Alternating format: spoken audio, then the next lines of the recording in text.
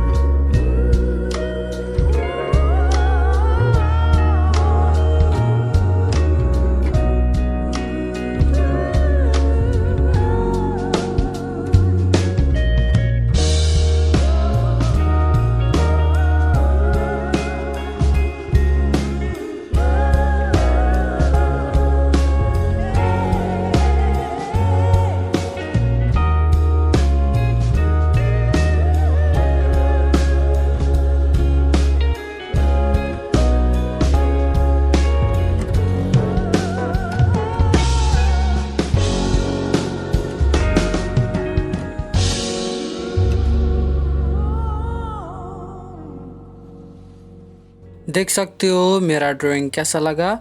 अच्छा लगा तो लाइक करके सब्सक्राइब भी कर सकते हो। आज के लिए इतने ही। अब मिलेंगे दूसरे वाले पार्ट में। दूसरे वाले पार्ट में हम जसेस का ड्राइंग फुल कंप्लीट करने वाले हैं। वो देखने के लिए चैनल को सब्सक्राइब करो।